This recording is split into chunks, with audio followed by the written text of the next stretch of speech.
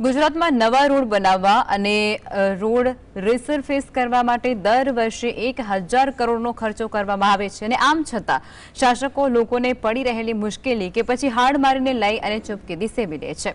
છેલ્લા 3 દાયકાથી રાજ્યમાં ભાજપનું એક હથ્થું શાસન હોવા છતાં સમગ્ર રાજ્યમાં અબજો રૂપિયા માત્ર રોડ પુરાવામાં જ વપરાઈ ગયા છે। ગુજરાતના નસીબમાં શું ખરેખર વિકાસ લખાયો જ નથી કે પછી શાસન કરતા સત્તાધીશોની અવગણનાનો શ્રાપ છે? છેલ્લા 3 દાયકાથી એક જ પક્ષનું શાસન અધિકાર હોવા છતાં હાલત એવી છે કે રાજ્યમાં વરસાદ આવે એટલે જુદા જુદા શહેરોમાંથી ખાડાઓથી ઘેરાયેલા રસ્તાઓ અને તકલાદી કામગીરીની પોલ ફરી એકવાર ખુલવા લાગે। કરોડો રૂપિયાના ટાસ અને પેચવર્ક બાદ પણ શહેરના રસ્તા ઉપર આજે પણ વાહન ચલાવવું એટલે જીવ સાથે ખેલવા જેવું બની ગયું છે।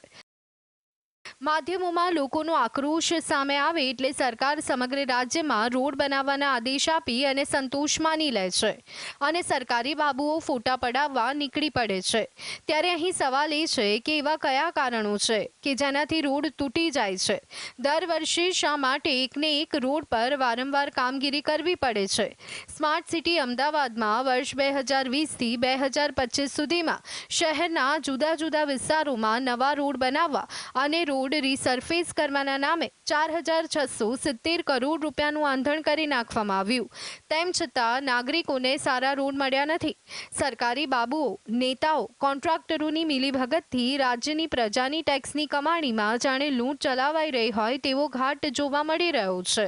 તૂટફૂટ થઈ છે। આદરણીય મુખ્યમંત્રીશ્રીએ ડિફેક્ટ લાયબિલિટી પીરિયડની અંદર જે પણ રોડ તૂટ્યા હોય એ રોડ તમામ રોડની જવાબદારી એ કોન્ટ્રાક્ટરની છે ને એમને તાત્કાલિક સૂચના આપી અને રોડની મરામત કરવાનું કહેવામાં આવ્યું। ગુજરાતના નાગરિકોના નસીબ કહો કે પછી બલિહારી, ગુજરાત પર અપવાદ બાદ કરતા છેલ્લા 30 વર્ષથી લગાતાર શાસન આવ્યું છે। દરમિયાન દર વર્ષે ચોમાસું આવે એટલે રોડમાં ખાડા પૂરવા ટાસ નાખવામાં કરોડો રૂપિયાનો ખર્ચ કરવામાં આવે છે। આટલા વર્ષોમાં જુદા જુદા શહેરોમાં ખાડાઓ પૂરવા પાછળ કરોડો રૂપિયાનું આંધણ કર્યા પછી પણ હાલમાં દરેક રોડ રસ્તાઓમાં ખાડા છે। ગુજરાતમાં પ્રજાના ટેક્સ રૂપે ભરાતી રકમ કરોડો રૂપિયા વિવિધ માધ્યમો દ્વારા આવતી જ રહે છે।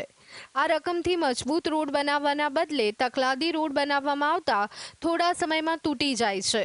આના કારણે તૂટેલા રોડમાં દર વર્ષે લાખો રૂપિયાનો ટાસ પાથરવામાં આવે અથવા પેચવર્ક કરવામાં આવે। જો કે આવતા વર્ષે લોકોને ફરીથી આ જ સ્થિતિનો સામનો કરવો પડે છે। Bureau report GSTV।